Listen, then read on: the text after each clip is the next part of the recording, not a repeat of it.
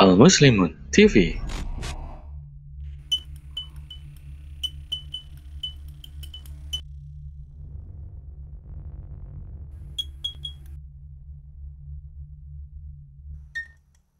Bismillahirrahmanirrahim. Assalamualaikum warahmatullahi wabarakatuh.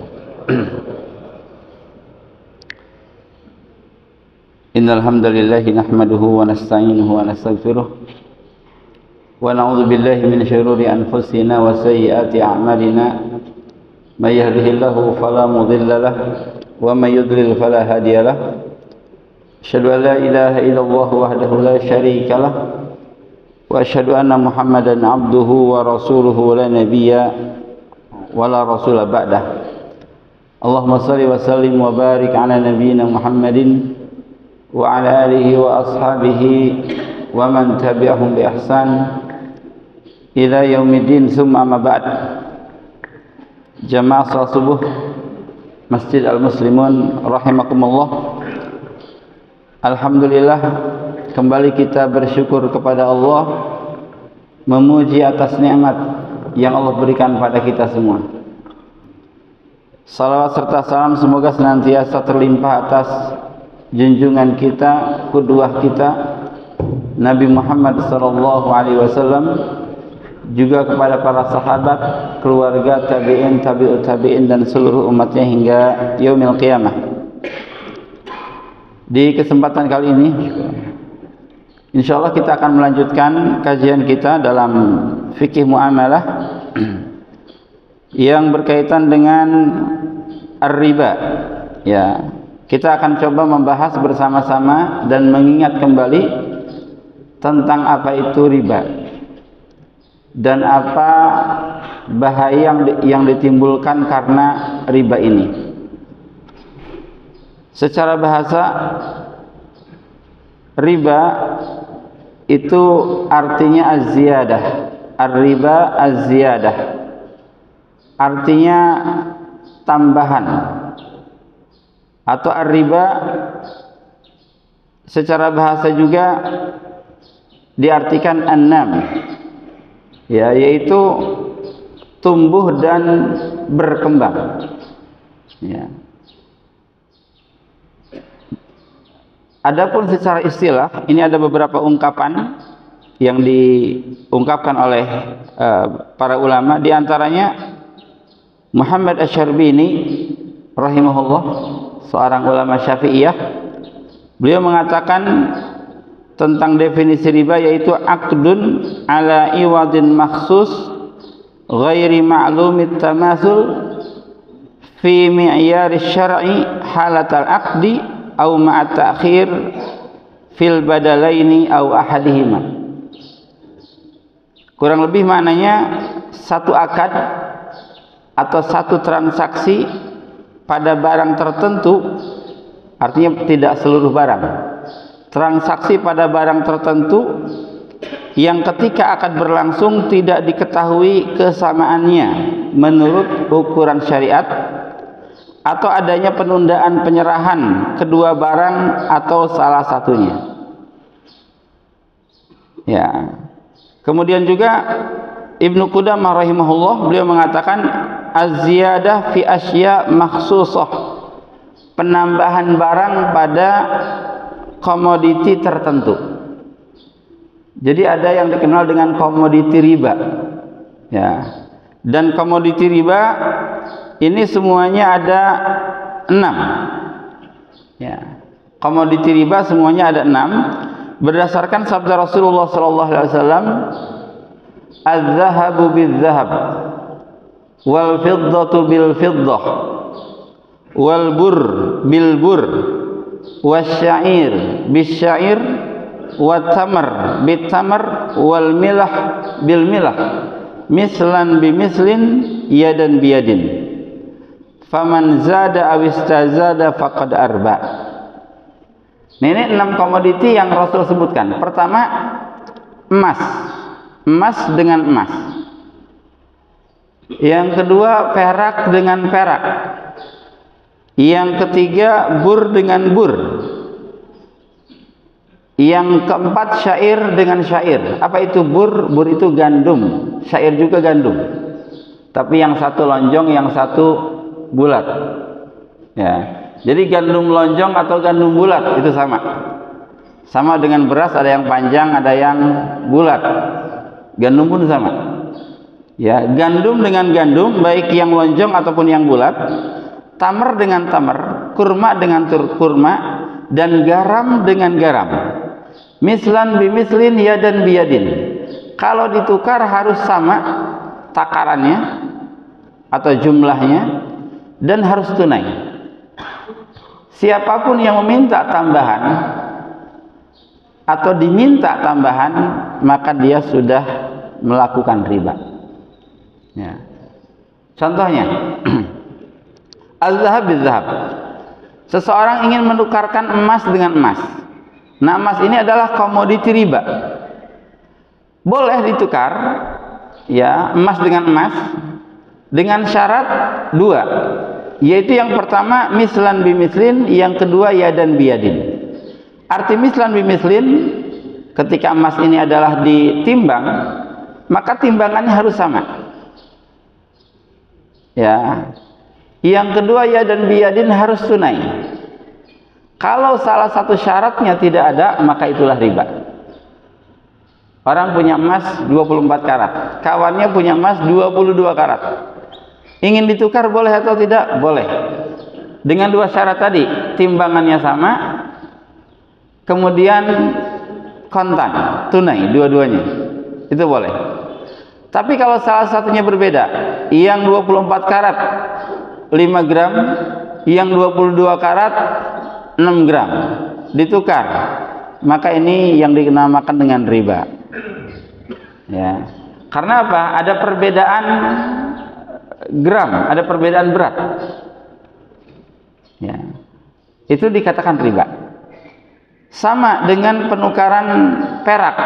Perak dengan perak, itu pun syaratnya dua, agar tidak terjerumus ke dalam riba, yaitu mislan bimislin yadan biyadin. Gramnya sama dan harus tunai. Pada waktu itu juga harus ada pertukaran perak itu, dan harus sama beratnya. Itu diperbolehkan. Bagaimana kalau pertukaran emas dengan perak? Ini masih emas dengan perak, ini masih satu ragam lah, yaitu ragam harta. Ya. Jadi ada dua kategori komoditi riba ini. Ya, ketika ada emas, perak, gandum bulat, gandum lonjong, kemudian kurma dan garam. Ini secara umum terbagi menjadi dua. Ya. Yang pertama kategori harta, yaitu emas dan perak. Ini kategorinya kategori perhiasan dan juga harta. Yang kedua kategori makanan. Makanan ini berarti gandum lonjong, gandum bulat, kurma dan garam. Nah, kalau emas dan perak, ini kategorinya kategori harta, tapi jenisnya berbeda. Yang satu emas, yang satu perak. Boleh atau tidak ketika ditukar? Maka para ulama mengatakan boleh dengan satu syarat. Ya, yaitu syaratnya yadan biyadin. Adapun mislan bimislinnya tidak menjadi syarat. Emas 1 gram dengan perak 10 gram, itu boleh ditukar. Karena emas dan perak jenisnya berbeda. Tapi karena masih termasuk ke dalam komoditi riba dan juga termasuk ke dalam harta, maka hanya mempersyaratkan satu, yaitu yadan biyadin, harus tunai. Ya. Orang ingin menukar emas dengan perak, itu boleh walaupun berbeda gram, tapi syaratnya adalah tunai. Ya. Orang ingin menukar gandum dengan gandum, itu boleh dengan syarat dua, yaitu syaratnya mislan bimislin yadan biyadin, harus sama takarannya dan harus tunai. Sama kurma dengan kurma dan garam dengan garam, itu sama, harus tunai dan takarannya sama. Kemudian dikiaskan, di Indonesia bukan gandum, makanan pokoknya yaitu beras. Beras termasuk komoditi riba, sebab dia dikiaskan dengan makanan pokok yang bisa ditakar, sama dengan gandum atau sama dengan kurma. seseorang ingin menukar beras ketan dengan beras apa yang biasa ya, itu boleh dengan syarat takarannya sama, kemudian harus tunai.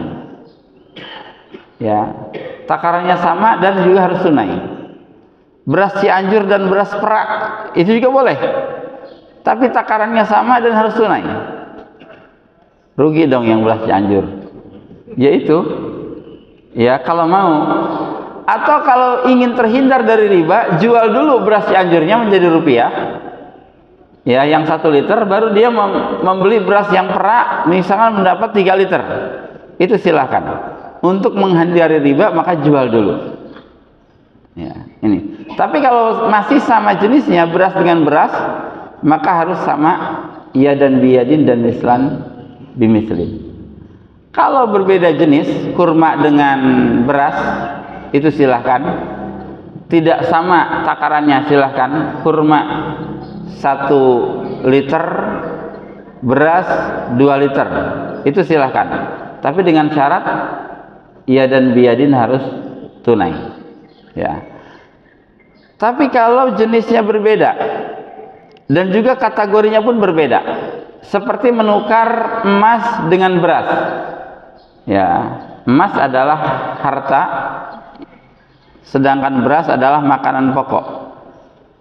Ya, boleh atau tidak? Boleh. Ya, itu masih boleh. Ya, dan tidak mempersyaratkan mislan bimislin, serta tidak mempersyaratkan ya dan biyadin. Maka kita boleh mengambil beras dulu di warung, rupiahnya nanti minggu depan ngutang, gitu ya, itu tidak apa-apa. Tapi kalau mengambil emas, itu harus tunai, ya, harus dengan tunai. Nah ini jamaah rahimakumullah, ini adalah 6 komoditi riba.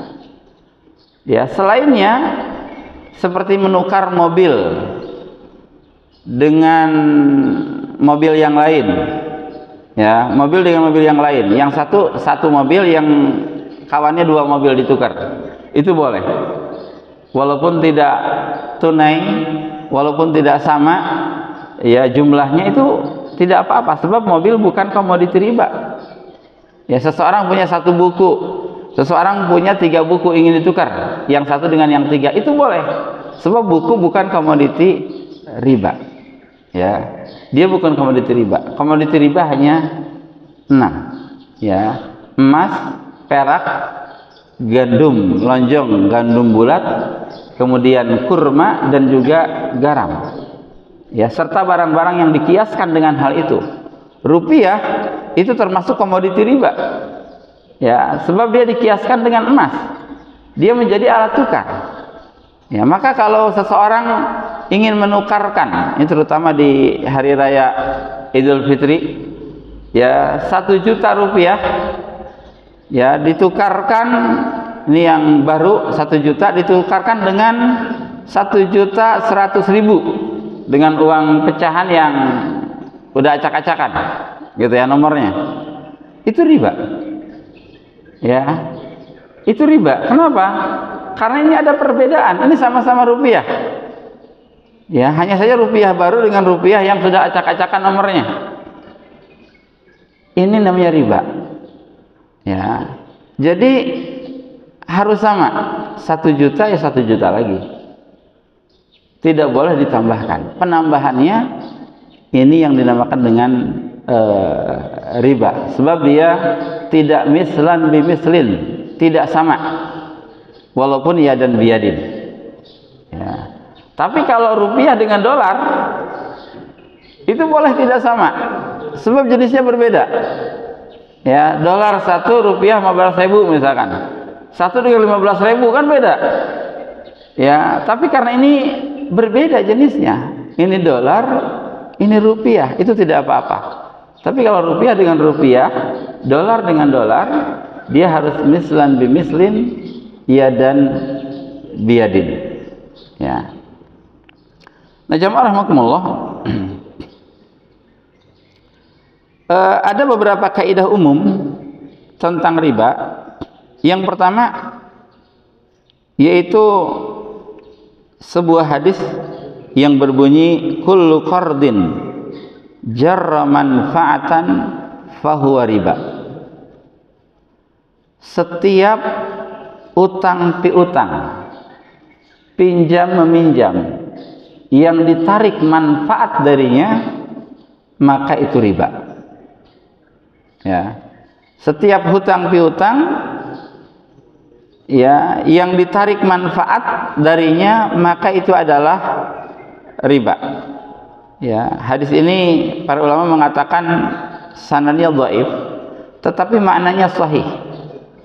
Bahkan sudah berijma para ulama, ya, berijma para ulama, dikatakan oleh Ibnu Munzir, beliau mengatakan ajma'al ulama ala annal muslif idza syarata usyrus salaf hadiyatan au ziyadatan fa aslafahu ala dzalik anna akhdha ziyadah riba.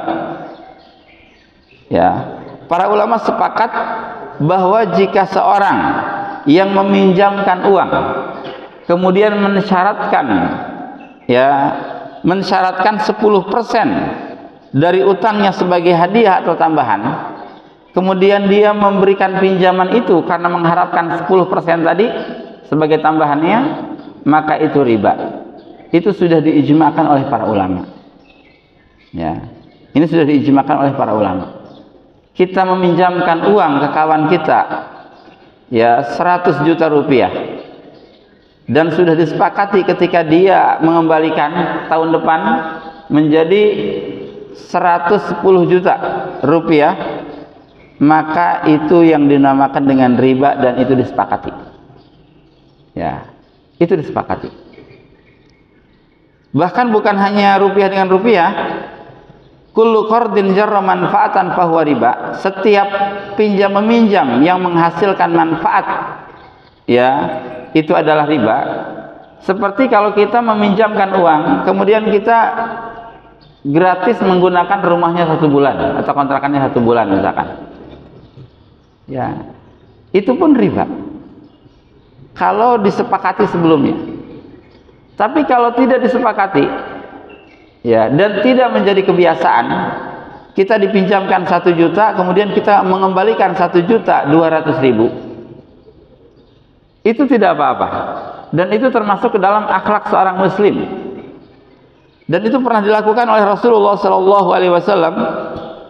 Ya, jadi Rasulullah SAW pernah meminjam sebuah unta yang tidak begitu besar. Kemudian Rasulullah SAW mengembalikan, ya, kepada orang tersebut unta yang lebih besar. Ini berarti ada tambahan. Maka Rasul mengatakan, a'tuhu fa inna min khiyarin nas ahsanuhum qada'a. Berikan unta itu kepada orang itu, karena yang termasuk ke dalam manusia terbaik adalah dia yang ketika mengembalikan dengan sesuatu yang lebih baik. Ya. Dengan syarat tidak menjadi syarat sebelumnya, dan juga tidak menjadi kebiasaan. Kita dengan kawan kita terkadang minjam rupiah dan kita kembalikan sebagaimana pinjaman tersebut. Ya, 500.000 kita kembalikan 500.000, 1 juta kita kembalikan 1 juta. Ya, itu boleh. Tapi kalau terkadang kita lebihkan dan itu tidak menjadi kebiasaan dan itu tidak disyaratkan, maka itu adalah yang menunjukkan akhlak terbaik seorang muslim. Ya. Nah ini. Nah kemudian jamaah rahimakumullah, riba ini ada beberapa macam. Ada yang mengatakan 3 macam, ada yang mengatakan 4 macam. Yang pertama, ada yang namanya riba fadl. Fadl itu artinya lebihan atau kelebihan. Ya, riba fadl. Riba fadl adalah, ya, riba yang terjadi pada barang yang sejenis karena adanya tambahan. Tadi barangnya sejenis, kemudian ada tambahan. seorang menukarkan emas 24 karat 1 gram dan kawannya memberikan kepadanya emas 22 karat dengan 2 gram. Ini yang dinamakan riba fadl. Riba karena ada kelebihan. Seseorang menukarkan beras rojo lele dengan beras Cianjur. Cianjur 2 liter, rojo lele 1,5 liter. Ini namanya riba fadl. Riba karena adanya tambahan. Ya, riba sejenis. Ya, seseorang membawa kurma sukari, kawannya membawa kurma tunis, misalkan, ditukarkan. Yang sukari 2 kilo, yang tunis 3 kilo. Walaupun sama-sama ridho, sama-sama senang, maka ini riba. Ya, ini riba. Namanya riba fadl. Ya, riba karena ada tambahan. Ya, seseorang menukar uang ya 200.000 ditukar dengan 210.000. Ini namanya riba fadl. Ya, riba karena ada tambahan. Kemudian yang kedua, adanya riba nasi'ah. Semua riba sebenarnya ada tambahan. Ya. Tapi kalau riba nasi'ah adalah riba yang terjadi pada barang yang sejenis atau beda jenis. Ya. Dia sejenis atau beda jenis, namun masih dalam satu sebab, satu ilah, yaitu emas dan perak itu satu jenis dan ilahnya sama. Dan terdapat tambahan dalam takaran atau timbangan dikarenakan waktu penyerahan yang tertunda. Ya. Karena waktu penyerahan yang tertunda, lantas ada tambahan. Sama dengan Bank Emok. Ya. Nah, Bank Emok ini itu ribanya riba nasi'ah. Dia minjemin ke warga 500.000. Kemudian warga itu membayarnya secara nyicil, atau nanti ya 2 bulan yang akan datang, ketika memberikan 500.000 dia harus membayar 550.000 misalkan. Ada penambahan 50.000 karena ada penundaan waktu. Nah, ini yang dinamakan dengan riba nasi'ah. Dan yang berlaku di zaman jahiliyah. Ya, di zaman jahiliyah, di masa Rasul sallallahu alaihi wasallam sedang berada di Makkah, itu yang berkembang adalah riba nasi'ah. Seseorang meminjamkan dinar atau dirham kepada orang lain, kemudian orang tersebut mengambil kelebihan dinar dan dirham dari orang yang meminjamnya. Ya, dikarenakan ada waktu, ya, yang waktu yang lama, ya, untuk pengembaliannya. Ini riba nasi'ah. Dan ini pun yang sekarang terjadi di bank-bank konvensional. Ya, seseorang meminjam 1 miliar, kemudian dicicil, pengembaliannya sampai ternyata menjadi 1.200.000.000 misalkan. Ya, ini yang namanya riba nasi'ah. Walaupun bedanya, kalau di zaman Rasul itu yang melakukan adalah pribadi-pribadi, tidak ada lembaga. Mereka pribadi-pribadi saja. Ya, kalau sekarang dijadikan sebagai satu lembaga. Ya. Tapi jenis ribanya sama. Ya, dan cara mainnya pun sama. Ini yang dinamakan dengan riba nasi'ah, yaitu kelebihan, adanya tambahan, ya, tambahan dalam takaran atau timbangan karena waktu penyerahan yang tertunda. Ya, yang tertundanya itu baik dicicil atau sekaligus nanti tapi di akhir tahun. Nah, ini namanya riba nasi'ah. Yang ketiga, ada yang namanya riba qard. Nasi'ah tadi secara bahasa adalah secara bahasa nasi'ah itu hal yang tertunda, ya, hal yang tertunda atau keterlambatan lah, ya, itu nasi'ah. Yang ketiga, jamaah rahimakumullah, ada yang namanya riba qard. yaitu riba dalam utang piutang, dan disyaratkan adanya keuntungan atau timbal balik berupa pemanfaatan. Ya, ini riba utang piutang, adanya timbal balik berupa pemanfaatan, seperti ya, ini hampir sama dengan nasiah, tapi dia tidak mensyaratkan waktu tertentu. Ya, dia menghutang 1 juta rupiah dan harus dikembalikan 1,2 juta, baik besok ataupun minggu depan. Ya, ini namanya riba qard, riba pinjam meminjam, atau pemanfaatan yang lain seperti manfaat. Ya, dia minjam kepada kita 1 juta rupiah dengan syarat setiap minggu dia harus mijit saya. Ya, dia tukang urut misalkan. Setiap minggu dia harus mijit saya secara gratis sampai hutangnya itu lunas. Walaupun dikembalikan 1 juta rupiah juga, tetapi ada pemanfaatan. Itu tenaga dia. Ya. Atau dia minjam kepada kita tapi kita boleh pakai mobilnya sampai hutangnya lunas, baru setelah itu dikembalikan secara utuh mobilnya itu. Ini riba qard. Ya, dia ada penambahan karena meminjamkan hutang. Nih, ada juga satu ulama yang, atau ya sebagian ulama yang menambah satu jenis riba lagi, yaitu riba iyad. Ya, riba iyad ini riba pada barang ribawi dengan adanya keterlambatan serah terima. Emas dengan emas harusnya tunai, tapi dia memberikan emas sekarang, kawannya besok. Ini namanya riba iyad karena tidak tunai. Ya. Nah, jemaah rahimakumullah, riba ini sangat buruk sekali di masyarakat. Ya, dan riba ini bisa menyebabkan terjadinya permusuhan. Dan riba ini akan menyebabkan hilangnya budaya tolong menolong dan bantu membantu karena Allah Subhanahu wa taala.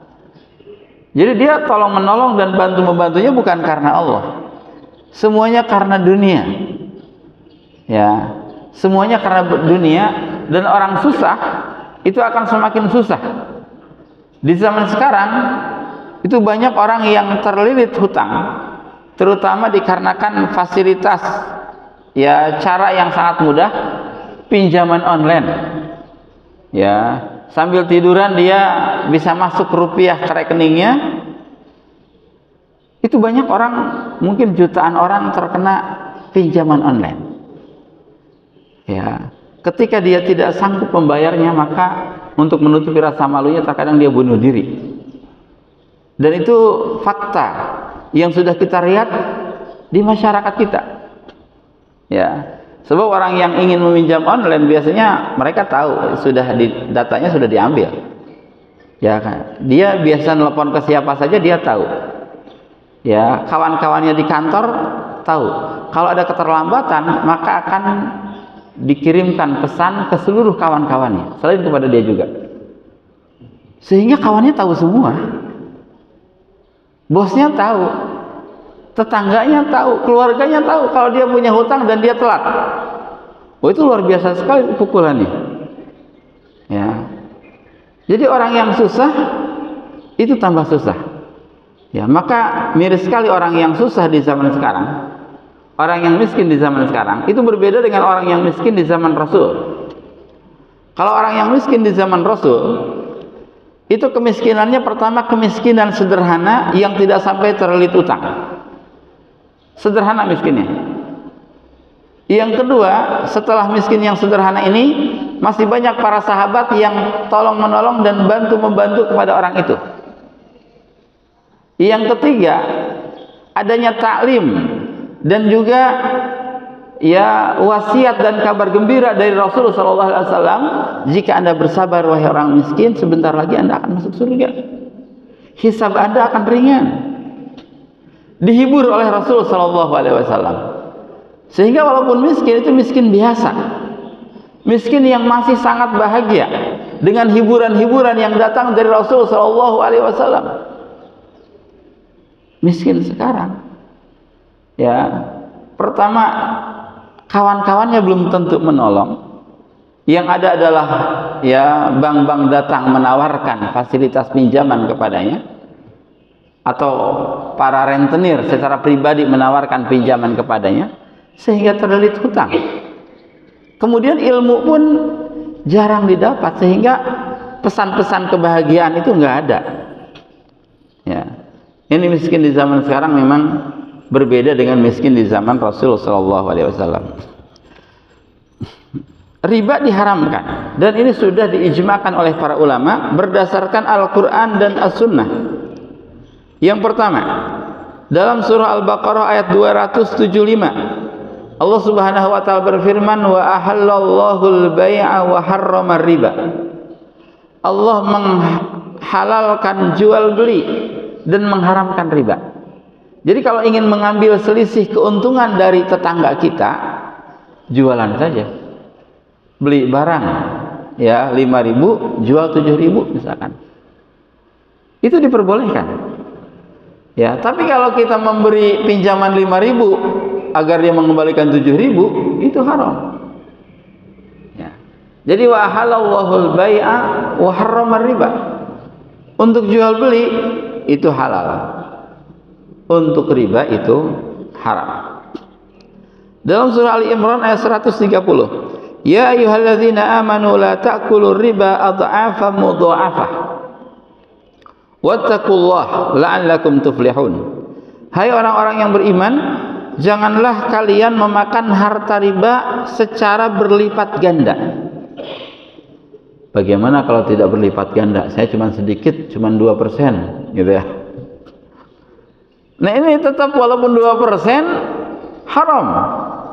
Tapi Allah Azza wa Jalla mengatakan ad'afa mudha'afah, yang berlipat ganda. Ini maksudnya kebiasaan orang-orang jahiliyah di zaman itu, kalau melipat gandakan riba itu sangat berlipat sekali. Ya, itu berlipat ganda. Maka Allah mengatakan ini berkaitan dengan kebiasaan, bukan berarti yang kecil itu halal. Tapi ad'afa mudha'afah atau kecil itu sama. Wattaqullaha la'allakum tuflihun. Ya. Dan Allah Azza wa Jalla mengancam akan menghapus keberkahan harta hasil riba. Ya. Allah berfirman, yamhaqullahu riba wa yurbis sadaqat. Allah menghapuskan keberkahan harta riba, atau Allah akan melenyapkan harta riba, wa yurbis sadaqat, dan Allah akan menyuburkan harta sedekah. Kalau kita sedekah itu langsung diterima oleh Allah Azza wa Jalla. Allah ambil dengan tangan kanannya, dan Allah Azza wa Jalla akan memperbesar sedekah itu, sehingga yang tadinya kecil akan berubah menjadi seperti gunung yang sangat besar. Ya, itu sedekah. Jadi Allah Azza wa Jalla akan mengambil sedekah itu dan akan memperbesar sedekah untuk seseorang. Tapi kalau untuk riba, itu akan Allah Subhanahu wa taala lenyapkan, ya, dan juga keberkahannya tidak ada. Ya, dalam surah Al-Baqarah ayat 278, ya ayyuhalladzina amanu taqullaha wa dharu ma baqiya minar riba in kuntum mu'minin. Hai orang-orang yang beriman, bertakwalah kepada Allah dan tinggalkanlah sisa riba jika kalian benar-benar beriman. Kalau kita sudah meminjamkan seseorang ya sekian rupiah, kemudian kita gulirkan riba, maka stop. Ambil pokoknya saja. Ya. Minta kepada orang itu pokoknya saja. Untuk ribanya mulai di stop sebagai bentuk tobat kepada Allah Subhanahu wa taala. Ya.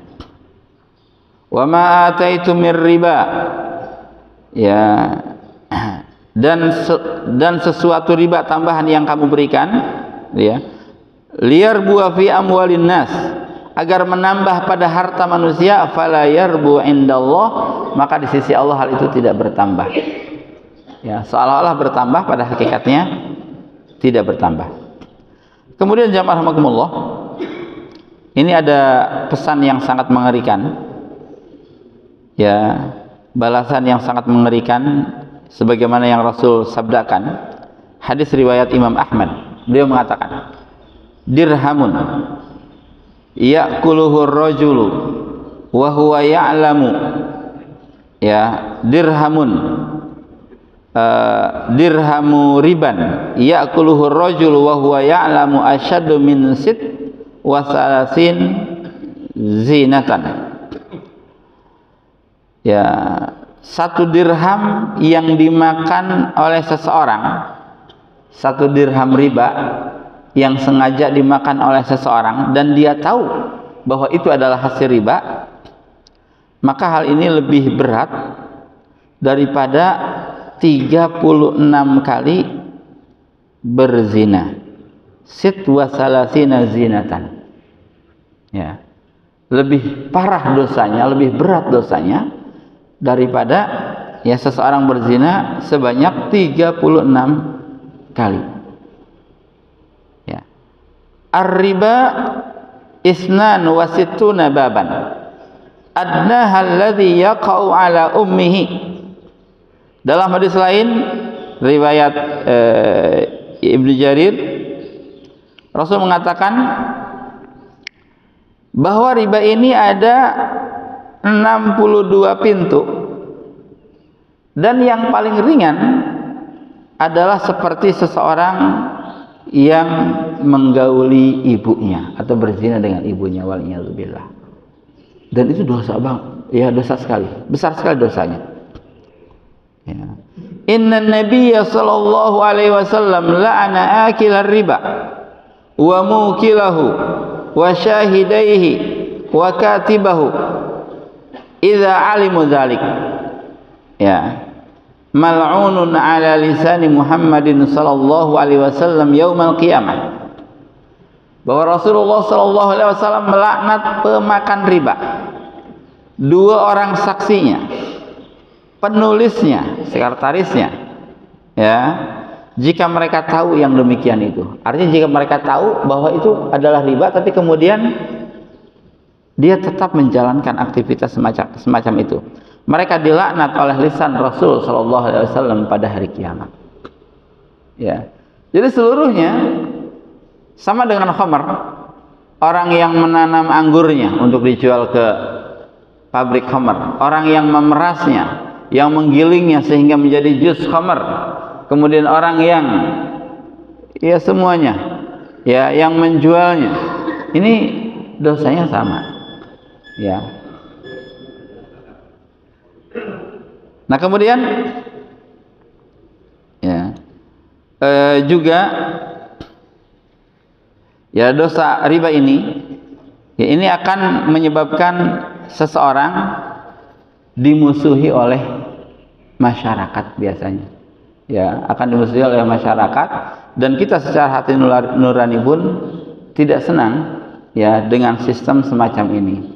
Islam sudah membuat sistem yang sangat bagus, yang sangat indah, adanya sedekah, adanya tolong menolong, terutama dalam pinjam meminjam.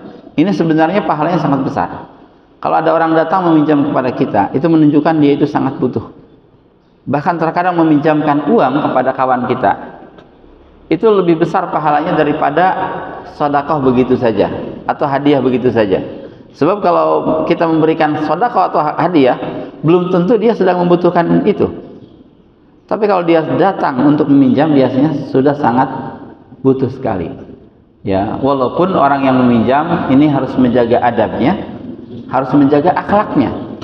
Sudah dipinjami tapi tidak ada kabar-kabarnya. Nah, ini ya apa namanya buruk juga. Ya, maka kebaikan kawan kita yang sudah meminjamkan kepada kita, ya kita jaga kepercayaannya, kita kembalikan uangnya. Kalau memang tidak bisa mengembalikan, belum bisa mengembalikan, datang kepada orang itu dan minta maaf. Ya, datang dan meminta maaf. Sehingga kalau kita butuh lagi, itu gampang. Ya. Wallahu alam, jamaah rahimakumullah. Ini mungkin ya kajian singkat tentang riba. Kalau ada yang menambahkan atau menanyakan, mangga saya persilahkan.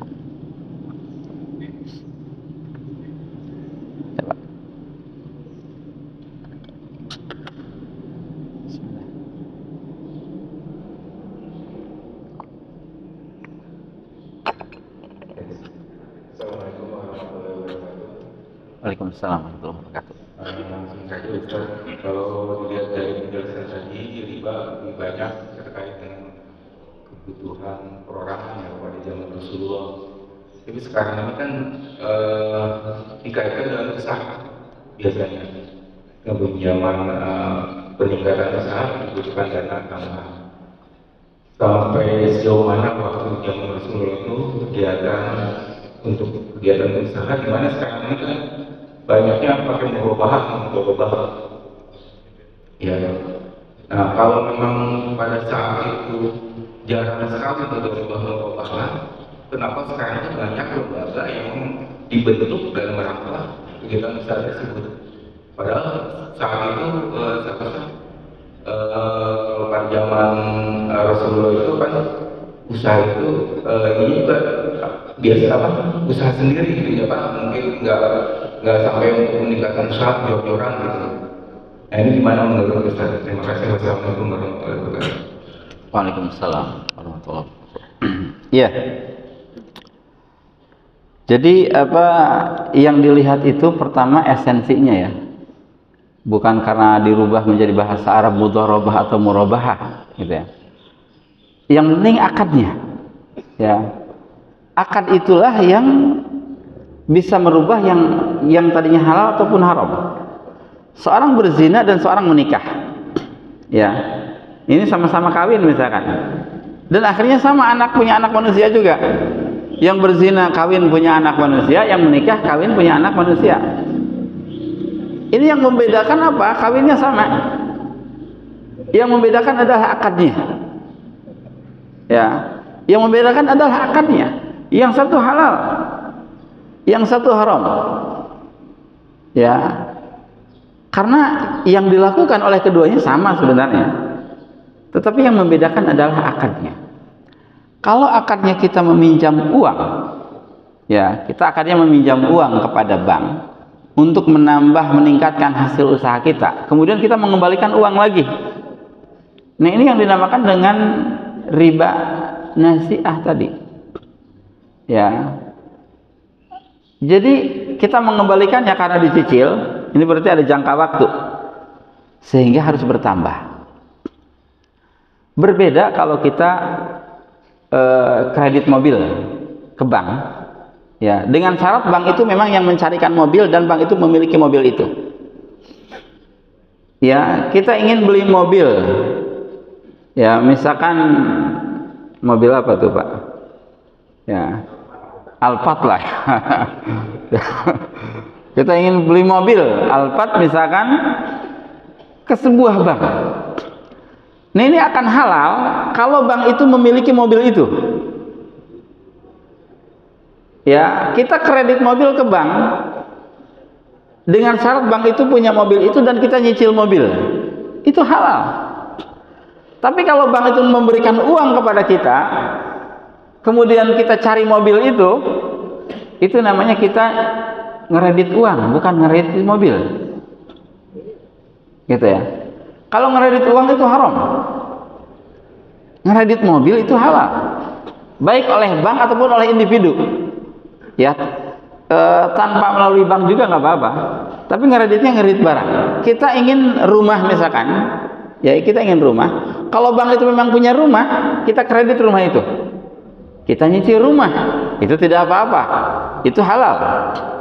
Tapi kalau bank ngasih kepada kita rupiah, kita serahkan kepada developer sehingga dia memberikan rumah kepada kita nyicil uang ke bank. Berarti itu sebenarnya kita mengkredit rupiah, bukan ngeredit rumah. Ya. Di Timur Tengah ini ada bank, ya, Ar-Rajihi kalau tidak salah, ya, punya pribadi, memang sangat kaya raya sekali.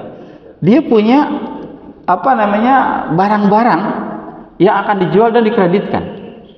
Jadi bank itu memang punya barang, ya. Bank itu punya barang, itu tidak apa-apa. Ya kita kredit barang, itu sepakat para ulama boleh kalau kredit barang.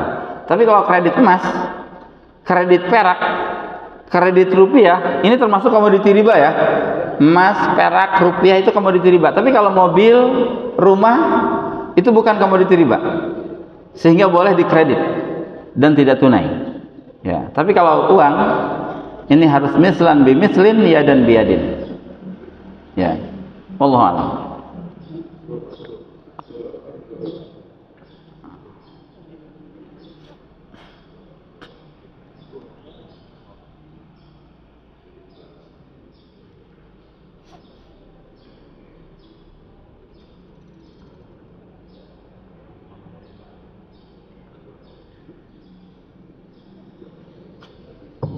Assalamualaikum warahmatullahi wabarakatuh. Waalaikumsalam. Pak Ustadz, kalau kita bicara riba saat ini, itu biasanya dengan bank, pasti dengan bank. Jarang sekali individu, apalagi yang besar kredit. Pertanyaan yang pertama, siapakah yang disalahkan, yang berdosa kalau kita meminjam dengan bank menambah nilainya, katakanlah bank mandiri, bank pemerintah, yang berdosa sebenarnya siapa? Yang minjam atau yang meminjamkan? Satu hal. Yang kedua, Ustaz, kalau saya pinjam uang $1, saya menabung uang $1 ke bank, nilainya 15.000 saat ini. 2 tahun kemudian saya ambil ke uang itu di bank, nilainya sudah 16.000. 1.000 rupiah itu apakah riba atau tidak? Terima kasih. Nah, misalkan ya, untuk siapa yang berdosa, ya, ini tadi disabdakan oleh Rasulullah SAW. Ya, beliau bersabda, ini hadis yang diriwayatkan oleh Imam An-Nasa'i. Inna Nabiya sallallahu alaihi wasallam la'ana akilar riba wa mukilahu wa syahidaihi. Jadi Rasulullah SAW melaknat pemakan riba, 2 orang saksinya, penulisnya, dan juga ya orang yang ridho dengan hal itu. Ya, kita tahu bahwa ini adalah bank ribawi, kita meminjam kepada orang tersebut atau kepada bank tersebut. Ya. Dengan keriduan kita, keriduan terhadap sistem. Ya, ini adalah sistem yang memang sudah diharamkan oleh syariat Islam. Kemudian kita ridho dengan sistem itu, bahkan kita menikmati. Ya, kita menikmati. Atau kita meminjam dan kita pun membayarnya. Ya, ini semuanya mendapatkan dosa tersebut. Ya, baik dari pihak banknya ataupun dari pihak ya kita yang meminjamnya, gitu. Itu. Kemudian yang kedua, ini kita menabung dolar ya, kita menabung dolar, $1 yang pada waktu itu harganya sekarang harganya 15.000, kemudian ternyata beberapa bulan kemudian berubah menjadi 16.000 rupiah. Kalau kita tetap mengambil $1 itu, artinya menabung $1, kemudian mengambil $1, itu memang hak kita. Tapi kalau kita menabung $1, kemudian kita mengambil, ini tidak melihat perubahan dengan rupiahnya ya, tidak melihat perubahan dengan rupiahnya. Kita tetap $1, walaupun rupiahnya berubah itu tidak masalah. Ya, sebab kita hanya nabung $1 dan mendapatkan pun $1. Yang menjadi riba itu kita nabung $1, tahun depan berubah menjadi $2 itu. Itu yang dinamakan dengan riba dan tambahan. Dan itu yang dinamakan dengan bunga. Ya, dan seseorang ada saja yang menyimpan uang yang sangat banyak, ya, misalkan dia dapat 2% per bulan, dia letakkan 2 miliar. Ya, artinya dia mendapatkan 20 juta per bulan tanpa kerja. Itu yang dinamakan dengan riba. Ya. penambahan itu. Wallahu a'lam. Wallahu a'lam. Ya, Pak. Ya, Pak. Baik, terima kasih. Assalamualaikum warahmatullahi wabarakatuh. Tadi tentang dua dimensi tadi antara trade, perdagangan dan riba, pinjam meminjam.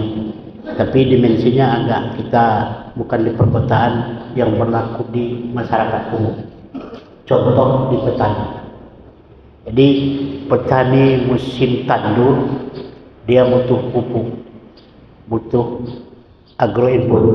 Pupuk dia sudah bertani, tanam, pupuk langka, tapi ada pedagang yang muter keliling. Ini terjadi kasusnya banyak di luar Jawa. Mereka keliling menyediakan pupuk dengan harga tentunya harga pasar tertentu, tanda petik, bukan pasar pemerintah. Pemerintah ada harga tapi kadang-kadang nggak ada barang. Petani sangat perlu pupuk. Kalau nggak dipupuk, produksi tidak naik, tidak diharapkan naik. Tetapi pedagang juga pasang tarif, akan dibayar kemudian istilahnya yarnya, bayar setelah panen. Ini sementara, jadi persoalan ini dipandang sebahagian masyarakat mencekik petani. Tetapi petani juga merasa senang karena dengan dapat pupuk tadi produksi meningkat, panen meningkat. Nah, di mana hukumnya, Pak? Terima kasih. Assalamualaikum warahmatullahi wabarakatuh. Waalaikumsalam warahmatullahi wabarakatuh. Iya. Gini, harga pupuk itu, ya harga pupuk itu langsung saja diberikan harga yang cukup tinggi karena langka ya. Itu tidak apa-apa. Walaupun dibayarnya nanti, sebab pupuk itu bukan komoditi riba. Pertama, ya, pupuk bukan komoditi riba. Artinya boleh seseorang menjual pupuk dengan harga tertentu, kemudian dibayarnya nanti minggu depan atau 3 bulan yang akan datang. Itu tidak apa-apa. Sebab pupuk bukan komoditi riba. Berbeda kalau kita memberikan uang kepada petani itu, dibayarnya tahun depan. Ya. Kenapa? Oh iya. Ya. Komoditi riba. Ya, baik. Pupuk dengan padi. Ya, pupuk dengan padi itu tidak apa-apa. Seperti pupuk dengan rupiah. Satu komoditi riba, satu bukan komoditi riba. Kita punya rupiah itu komoditi riba ya. Kemudian kita mau beli mobil. Itu tidak apa-apa, tidak tunai. Sebab yang satu komoditi riba, yang satu bukan. Tapi kalau emas dengan emas, atau emas dengan perak, atau emas dengan rupiah, ini dua-duanya komoditi riba nih, gitu ya. Kalau dua-duanya komoditi riba, kalau sama jenis emas dengan emas, maka syaratnya dua, harus sama dan harus tunai. Ketika komoditi riba ini tidak sama jenisnya, emas dengan perak, maka syaratnya tinggal satu, harus tunai, tidak harus sama. Tapi kalau satu komoditi riba dan satu bukan, padi dengan pupuk, itu tidak apa-apa, bayarnya pun kapanpun dengan kesepakatan. Sebab dua-duanya ini bukan komoditi riba. Ya, ini pupuk, ini padi, maka boleh. Ya. Wallahu alam. Taib. Oh masih ada. Terakhir. Ya. Ini tentang riba dan kita tahu di Al-Baqarah itu disebutkan adanya ayat kullu riba la yaqumu illa kama yaqumu alladhi yatakhabbathu syaitan. Yang saya kan penjelasan dari yatakhabbathu syaitan dalam ayat itu diartikan bahwa berdirinya seperti orang yang kerasukan setan kata gila. Serta orang makan riba di zaman itu malah enggak pakai alkohol dan sebagainya. Namun penjelasan sedikit saja sebabnya. Nah, iya.